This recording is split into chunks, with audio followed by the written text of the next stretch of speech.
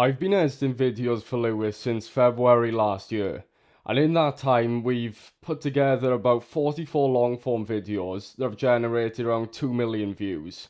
So in this video I'm going to go over basically how I break down each part of the editing for Lewis's videos and how that shapes the viewer's experience.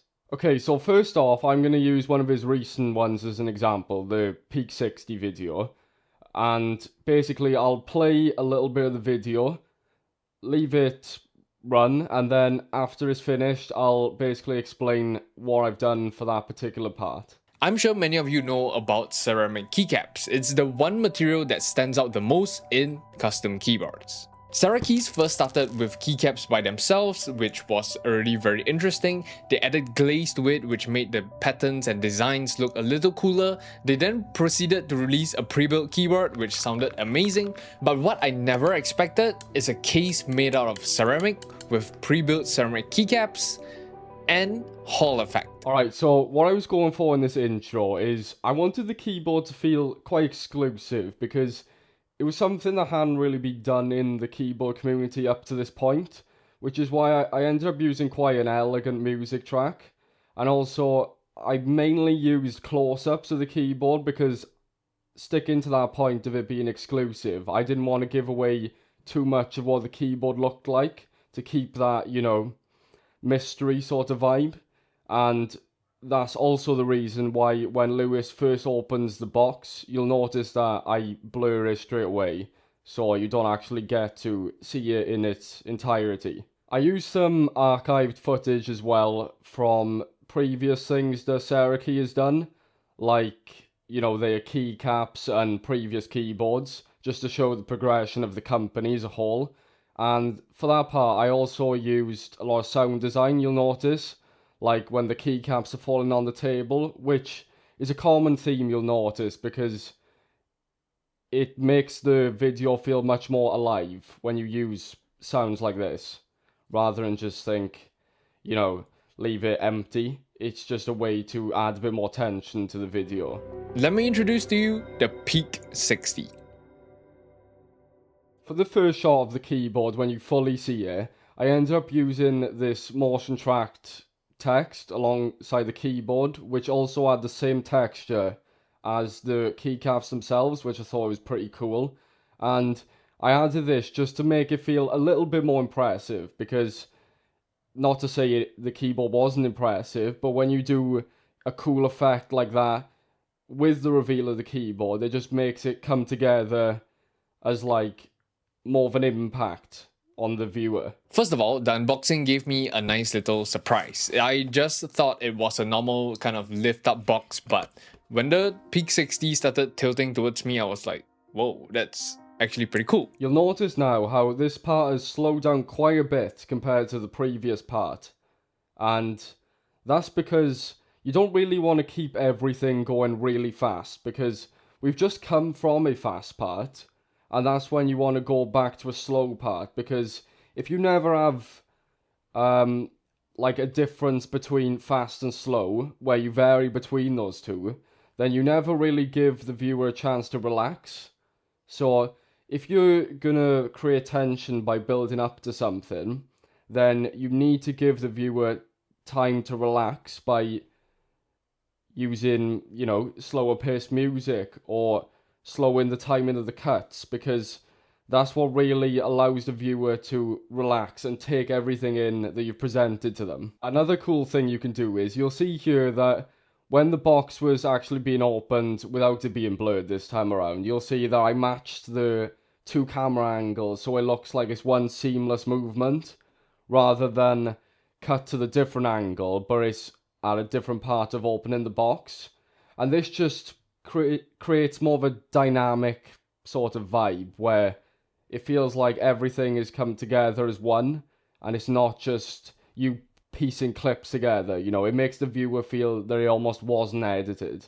And because we're shifting now into a new scene, that's when I wanted to cue a different music track, because when you're changing up the pacing and everything, you want to make sure that the audio is also in line with that, because otherwise it just feels weird to have really fast music, but then the pacing of the cuts is slow. Nothing is aligned. So you want everything to be aligned together in order to make it one seamless movement almost of the video progressing forward or slowing down, of course, depending on what you're trying to achieve.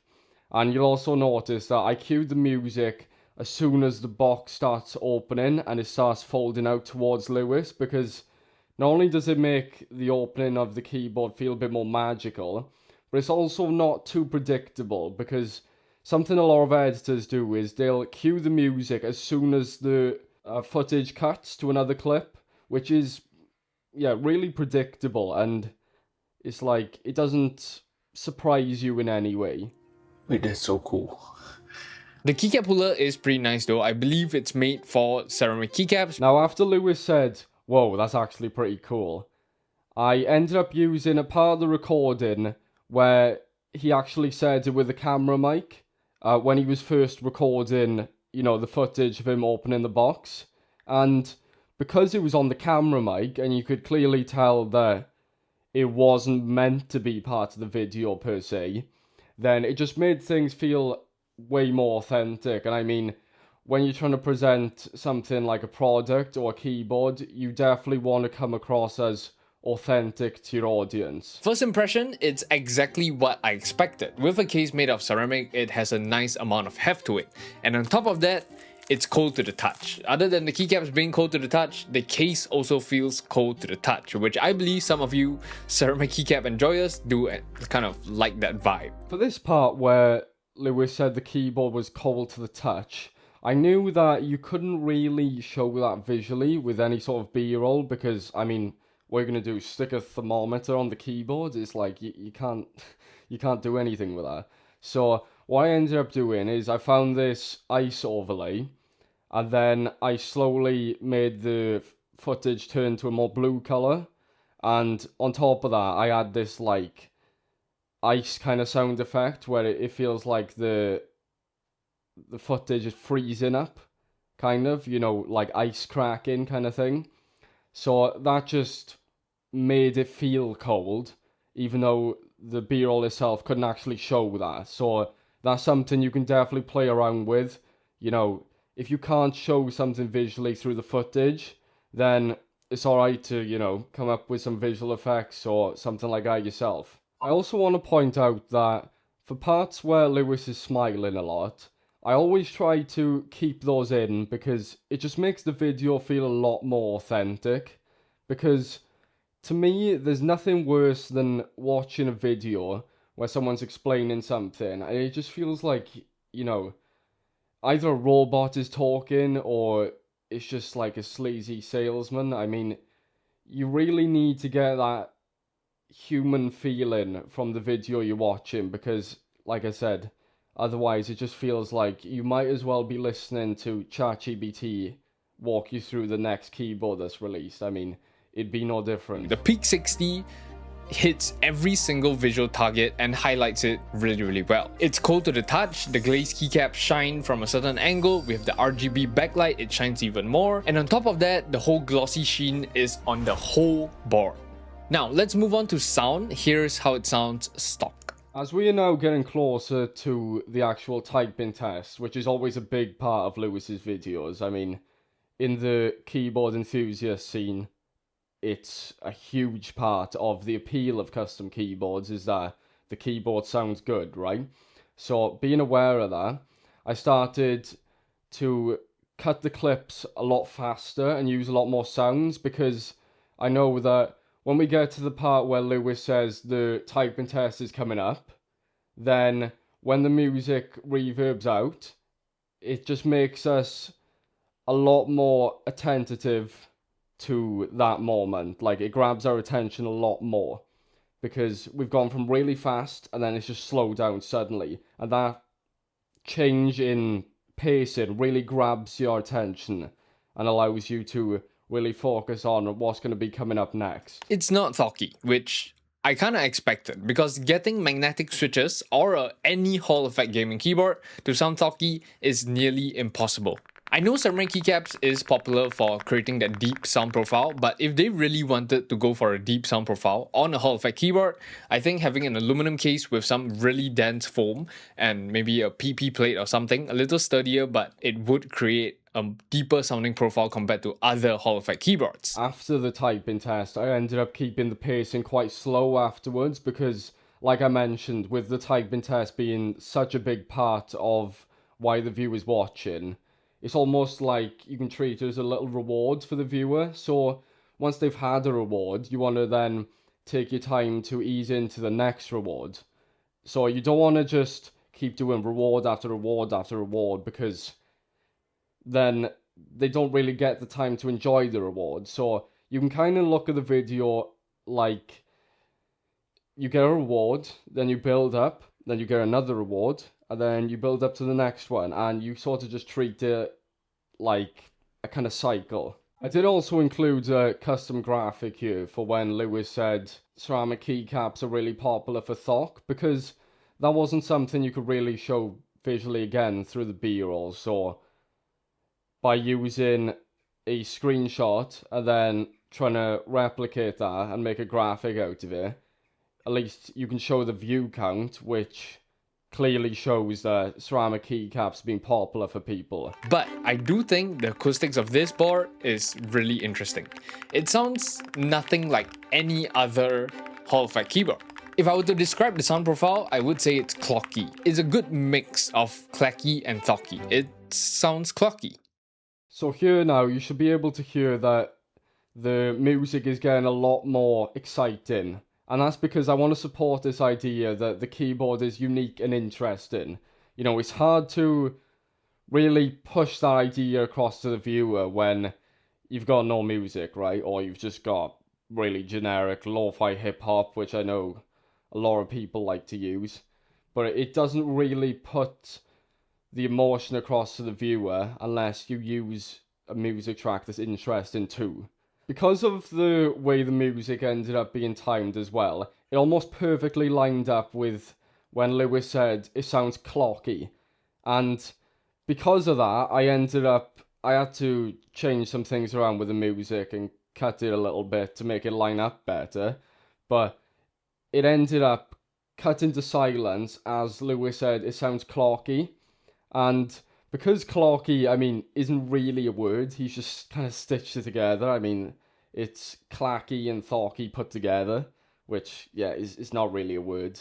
So, because I thought that would be a funny moment for the viewer, especially with the enthusiasts, you know, they know the terms thocky and clacky because it's really popular. They'll think, wait, what the hell is he on about? So when it cuts to complete silence, it'll catch them off guard a lot more than if you would have just kept the music running, because then you've got a lot more elements that have stopped. Like, Lewis has stopped because he just said that it sounds clocky, and then there's that awkward silence, and the music has stopped at the same time. So it has a lot more impact compared to if you kept the music running, because, like I said, more elements have come together and stopped at the same time. I'm not gonna dive too deep as to what's inside, what sort of foam, blah blah blah, because I don't think anyone is really dismantling this whole ceramic keyboard. Ultimately, I believe the Peak 60 is designed for visuals and the gaming aspect, starting from the software. So for this little part that's leading up to the software being showcased, I know that the software tends to be a little bit on the boring side in terms of, you know, it's just Lewis basically talking about specs, and generally speaking, with keyboards nowadays, they all offer very similar things, you know, 8000 Hz polling rate, unless it's like a really unique keyboard. So, being aware of that, then, because you know it's going to go into a slower paced part of the video, then you want to just speed things up so it feels a bit more natural, rather than if you kept it slow and then just slowly eased into this again more slow part, it ends up dragging on a lot more than it should. And then before we actually get to the exact part of the software, I slow down the clip before Lewis is about to do the mouse click on the actual software itself, so it feels like, you know, this epic moment where he's about to click the button and see the software for the first time. But I added that slow-mo because it creates more of a natural gap between the next scene, because I try to keep it at 100% speed, but when I did that, it just felt like it wasn't really a natural gap. I mean, the pacing between the first sentence and then the second sentence just felt unnatural. Like, that's not how it would be in real life. And of course, you want things to feel as though it's not really a video and you're just listening to someone talking in general. It's a web-based software that is actually really optimized. It's very responsive, it's very straightforward. Choosing the keys, adjusting your actuations, rebinding your keys, or lighting mode changes, it all felt very smooth and very instant, which I like. And like I said, with this software part being a bit more boring than the other parts potentially, then what you can do with that is you can add your own movement and sound effects in order to create more energy about it. So what I did was I ended up following the mouse movement for some parts. Then I also added some sounds, like where the keyboard's RGB settings come up. Then I added like a sort of magical sound, I suppose, that kind of lines up with the RGB that was shown on screen. So whenever you have a more simple or boring part and you want to make it more interesting, then you can always just play around with adding effects and sounds yourself just to keep things interesting. The more important specs, we have 8000 Hz polling rate, 0.125 millisecond latency, custom actuation and rapid trigger as low as 0.01 millimeters. For this part, I ended up using some kind of 2D Pokemon graphics which I created because it just allows you to represent the information in a bit more of an interesting way, because typically, you know, you'll find people using templates that look just really generic and it's just basic text with like a really predictable animation, and I didn't want to go down that route. On top of your key press, there is the weight of the ceramic keycaps, which then adds onto it, which kind of feels like you're actuating a little bit faster. So here's another good example of showing something visually when the footage itself doesn't allow you to. So where Lewis mentions about actuating the key presses faster or feeling faster, you can't really show that with the B-roll itself. So what I ended up doing was I sped up the footage to 2x speed to just recreate the visual of, you know, feeling that it's faster. And I added a bit of motion blur to it to clean it up a bit. And then what that also allowed to make smoother was the transition into the next scene, because the audio from the typing itself with the key presses just made things flow a lot smoother into the next part. I would advise you increasing your actuation point. So for example, I normally use a 0.5mm actuation point, but with ceramic keycaps, I felt more comfortable at 0.7 because of the whole weight thing. Now, but here, I did kind of want to use a music track just because it felt like it would have helped it a little bit. But what I realized was that I could only really sensibly use it for about 10 seconds.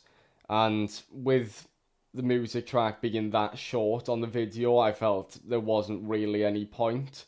So what I did to stop it from being boring without the music was I used these like Pokemon sounds from this Pokemon sound effect pack I downloaded, and that basically just kept things quite interesting with it matching the graphic that I made with the little slider. And once again, it just creates a little sense of nostalgia for the gamers. It's definitely not for everyone. It's definitely for the Sara-Key super fans, the ones who like to experiment, the ones who like something a little more unique. This Peak 60 is for you. I personally did not expect Sara-Keys to release anything remotely close to this. If you say it out in words, like a board made fully out of ceramic with ceramic keycaps, and we're gonna throw in Hall effect with 8000 Hz polling rate. Another classic bit of nostalgia here for the gamers.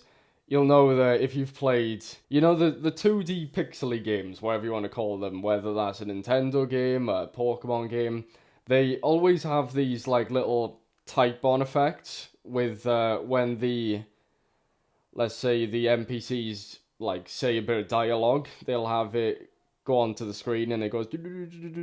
So I feel like that will bring a sense of nostalgia for a lot of people, because a lot of people watching the video would have played games where they have the little chats like that.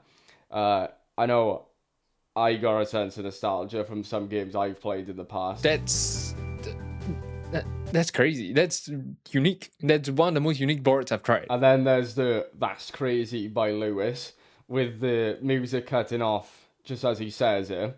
And I found that part quite funny because it just worked a lot better without the music there.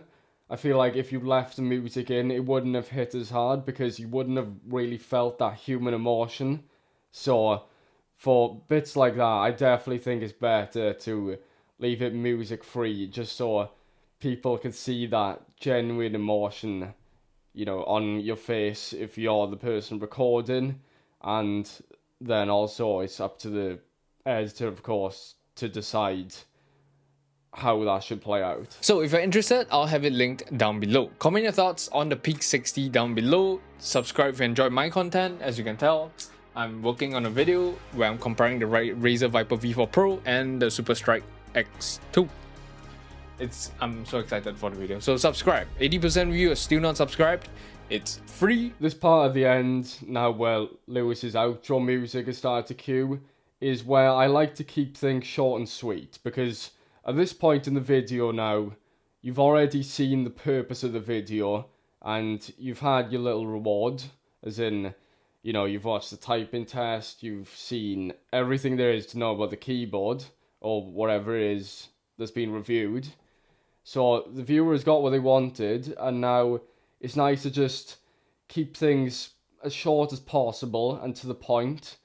You know, you can add in a little call to action, of course, like Lewis does with the subscriber, and like, and, you know, comment something. Just keep it really brief, because the viewers already seen what they wanted to see, and you don't want to give them more of a reason to click off earlier than they need to. And we are close to 130k subscribers. So I'll see you guys in the next one. Peace. You may have noticed how quickly I showed this little flipped image of Lewis's subscriber count, and for a moment he can't really remember how many subscribers he's got, so it kind of just looks like he's looked at the image as if like, oh, how many subscribers do I have? So that's kind of just like a little Easter egg I threw in there, I guess you could call it that. Just for whoever in the audience happened to notice, so yeah. So that's pretty much how I go about editing Lewis's videos. I currently have space for one more creator to work with, so if you'd like to work with me, just drop me an email.